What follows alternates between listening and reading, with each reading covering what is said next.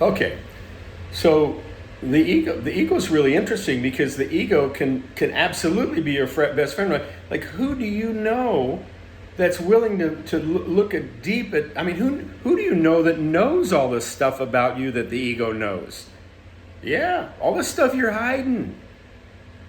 I mean, the things you're ashamed of or that you just can't look at. And they're there. The ego knows all about that. There's no secrets. It's like, oh yeah, I know where that's at. It's in row 6, file 32,001, and the ego knows about all of it, And not only that, the ego not only knows about it, but it treats you with unconditional love in the way it delivers it. Now, at first, you may not see it that way, because if you fight the ego, if you try to fight the ego and its messages, it's going to seem like you got a really bad relationship, and you're going to get very negative on the ego when all it's doing is reporting. It's just reporting what you believe. That's all. It's saying, I've been searching around in your gut where everything's hidden and all that unconscious stuff is, and this situation here. Well, this is what you feel and believe about that situation, and you go, no, I've been listening to Reverend Dale, and I don't believe that anymore, and that's just not the way it is. So stop saying that to me. Stop telling me that's the way it is. Stop indicating that I have to do something about it. Reverend Dale told me I don't even have to should. I don't even have to should. I don't have to follow should at all. And you're telling me should. Stop it. And the truth is, you believe in should. That's why the ego does that. That's why when my ego finally we finally got on a level ground, it didn't happen until I got totally worn out. I couldn't do anything anymore. I couldn't listen. I couldn't do anything about what it was saying anymore. I just couldn't do it. I went into a nervous tick state where for weeks I was just in the shower. I didn't even hear myself saying. I was going like, I don't know. And unconsciously I was saying it, or even just within me thinking, I don't know. Because it would scream and yell at me and tell me, you should do this, you should do this. And I go, I had no juice. I had no vision. I had nothing. It'd be like, I'd say, what are you going to do? What are you going to do? What are you going to do? And I go, I don't know. And then it could come up to me finally and say, you can't do anything about any of this, can you? And I went, no, I can't. You see that?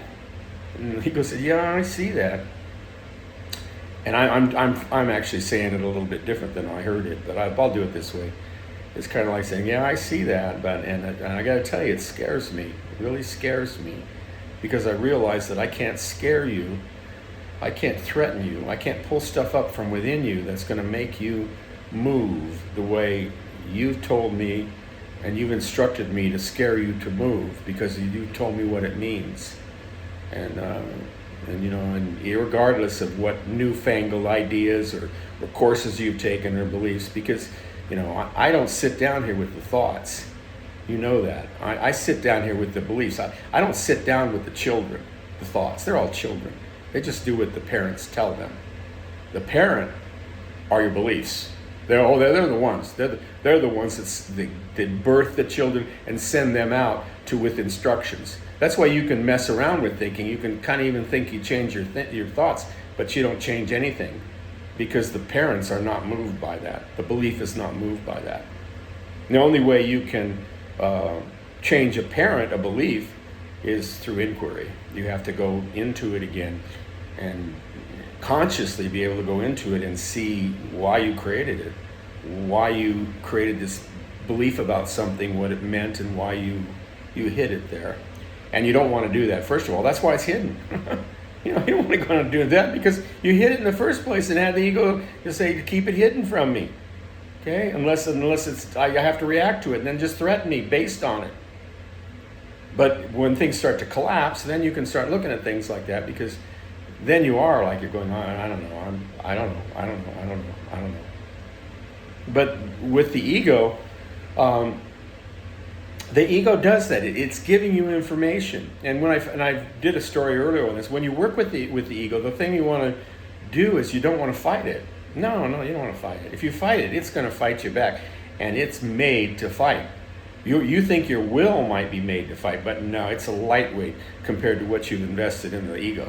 Especially when it's talking about its charge is to guard the material that you have told it is life-threatening, life, core basis of life kind of on this planet stuff, and it's not to be trifled with. And it defends it. It defends it rabidly. And it's not impressed by your efforts to, well, I got a new thought, or I've got a new intention, or I've got a new will. It's like, no, I'm not moving with that at all. And so that's not the way to work with your ego. But see, that's how most people work. Even people who are supposedly kind of like thinking they're getting enlightened, they have kind of like, it's almost like they're sitting down with their pet dogs and like saying, now look here, this doesn't mean that, so you have to really, we're going to be doing some changes here. No, and it's like the dog, it's like if you had a name for it, like Dale, and you got to realize that, Dale, that you can't do this. All it's hearing is blah, blah, blah, blah, blah, Dale, blah, blah, blah, blah, blah, blah, blah, Dale, blah, blah, blah, blah, blah, blah, blah, Dale. And after it's all over, it's like, now do you understand what we're going to be doing? I'm sure you got that now, that you've seen the change. And of course the ego says, I don't know what the heck you're talking about. I'm going to go to the next one.